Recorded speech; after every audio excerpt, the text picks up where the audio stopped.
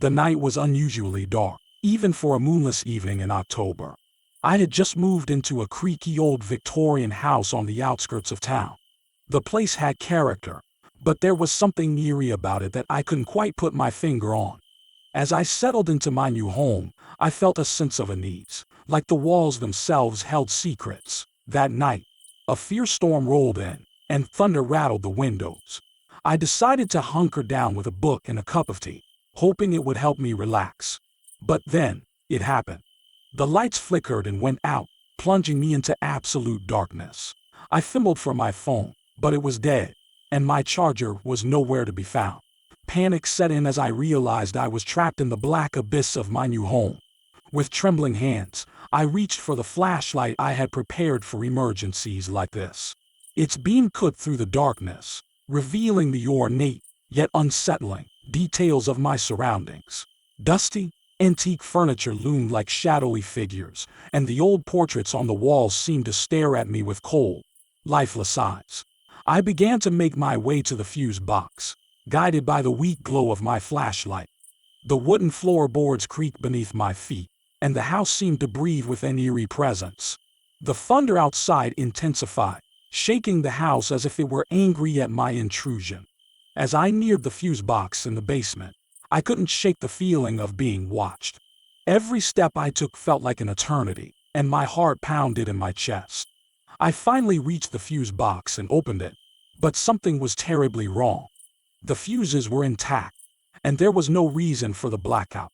Suddenly, a gust of icy wind swept through the basement, extinguishing my flashlight. Panic surged as I was left in pitch darkness once again. I fumbled for the flashlight, but before I could find it, I heard a whisper, barely audible but chilling to the bone. "Welcome to your new home." My heart raced as I realized I was not alone.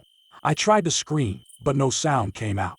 I felt a cold, clammy hand on my shoulder, and a shiver ran down my spine. Then, in the darkness, I heard a low, menacing laugh.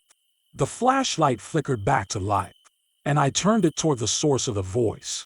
Standing before me was a ghostly figure, dressed in tattered clothing, with hollow eyes that seemed to pierce my soul. It beckoned to me, and I couldn't resist its pull. I followed the apparition through the labyrinthine corridors of the house, each room revealing a new horror. In one, I saw a child's toys strewn about, their laughter echoing in the stillness.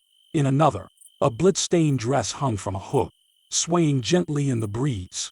The ghostly figure led me to the attic, where an old, dusty mirror stood. In its reflection, I saw not my own face but that of the ghostly figure. It spoke again, its voice a haunting whisper. "We've been waiting for you."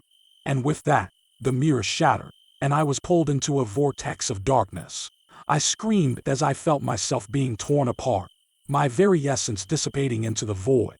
I woke up with a start, drenched in sweat, back in my bed.